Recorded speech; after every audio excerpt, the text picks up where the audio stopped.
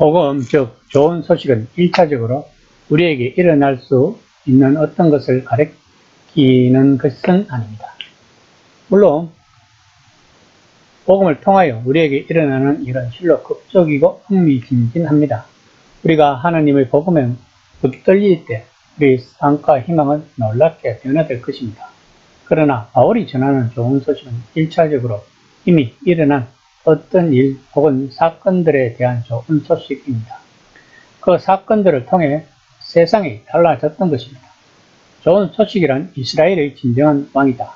세상의 진정한 주이신 메시아 예수 안에서 하나님이 행하신 일에 대한 소식입니다. 오늘 본문은 편지에서 인사말입니다.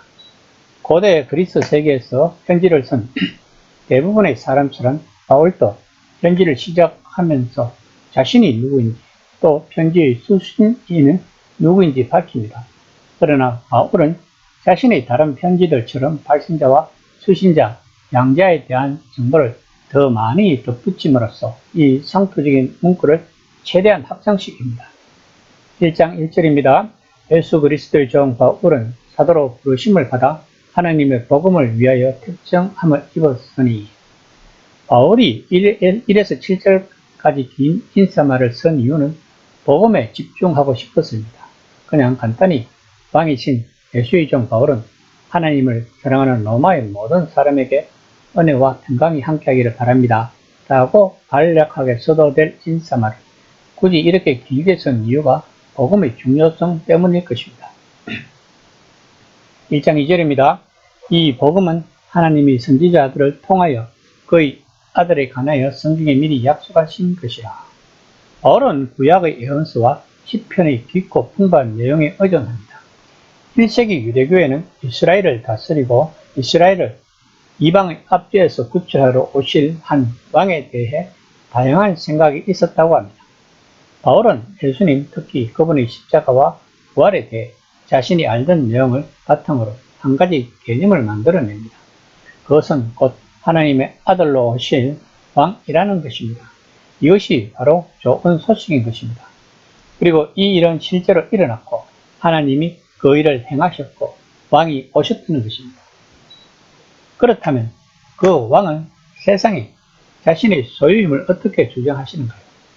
좋은 소식을 들려서 대사들을 세상으로 보내셨습니다. 이 대사를 사도라고 부릅니다. 이는 보냄받은 사람이란 뜻입니다. 다시 말하면 바울은 복음을 위하여 예수님으로부터 보내심을 받은 자라는 것입니다. 1장 3에서 4절입니다.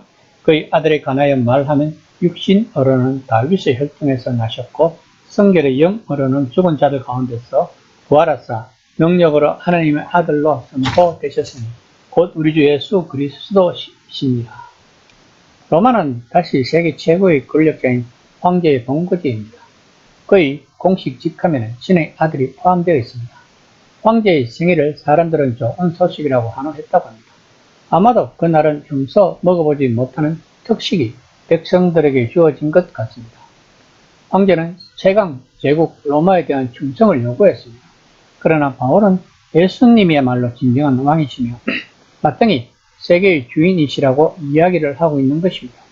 예수님은 로마가 내세울 수 있는 그 무엇보다 훨씬 오래된 왕조, 곧 천년 전에 다윗 왕조에서 나오셨던 것입니다. 예수님의 부활은 수많은 유대인이 고대했던 죽은 자들 가운데서의 부활이 시작된 것으로 보는 것입니다. 죽음은 폭군들과 세상의 마지막 무기인데 예수님은 그것을 부숴버리셨다는 것입니다. 1장 5절입니다. 그로 말미암아 우리가 은혜와 사도의 직분을 받아 그의 이름을 위하여 모든 이방인 중에서 믿어 순종하게 하나니 너희도 그들 중에서 예수 그리스도의 것으로 부르심을 받은 자니라. 바울은 이런 복음을 모든 이방인들에게 전할 수 있도록 예수님으로부터 은혜와 사도의 직분을 받았다고 로마의 그리스도인들에게 자신이 사도임을 강조하고 있는 것입니다. 1장 6에서 7절입니다. 너희도 그들 중에서 예수 그리스도의 것으로 부르심을 받은 자니라. 로마에서 하나님의 사랑하심을 받고 성도로 부르심을 받은 모든 자에게 하나님 우리 아버지와 주 예수 그리스도로부터 은혜와 평강이 있기를 원하노라. 본문은 이 당시 로마에 살던 사람들을 대상으로 했는 말씀이지만 우리에게도 적용되는 말씀입니다. 우리들 역시 믿음의 순종을 보이라는 부르심을 받았습니다. 복음은 기분에 따라 살지 말지 결정할 제품 광고와는 다릅니다. 복음은 군의에서 나온 명령과 같아서 그것을 거절하는 것은 어리석은 일입니다. 로마 황제의 사자들은 세상을 돌면서 다음과 같이 느슨하게 말하지 않았을 것입니다. 황제가 주인이니 여러분이 만일 로마 제국이 제공하는 경험을 맛보고 싶다면 황제에게 복종해 보는 것도 좋을 것입니다. 라고 아마 이렇게 전했을 것입니다. 황제를 교역하는 자들은 곧 죽음이다. 라고. 바울이 말하는 복음의 메시지는 황제는 아주 다른 종류의 능력을 행사하는 누군가가 세상의 진정한 주인이라는 것입니다. 로마서는 로마에 흩어져 있는 예수를 따르는 작은 공동체의 서유지 서신입니다. 그들은 그 당시 세상을 다스리고 있는 로마 제국에서 아주 불안하게 예수를 믿고 있었을 것입니다. 그런 로마 그리스도인들에게 바울은 예수님이 진정 이 세상의 주인이시라고 로마서를 통하여 이들에게 말하고 싶은 것입니다. 초대교회 당시 많은 기독교인들은 박해를 받았습니다. 과연 그들은 무슨 힘으로 그런 박해를 이겨내었을까요? 바울이 말한 복음이란 교리로 이런 박해를 견디어내었을까요? 아마도 그들은 복음을 차가운 이성, 즉 머리로 받아들인 것이 아니라 뜨거운 심장, 즉 마음으로 받아들였을 것입니다. 그래서 기독교는 뜨거운 심장의 종교라고 현대의 유명한 진보적인 신학자 마커스 보거는 말했습니다. 뜨거운 심장의 종교, 얼마나 흥분되는 말입니까? 이 시간에 묵상해 봅시다. 나는 복음을 들으면 나의 심장이 뜨거워지는지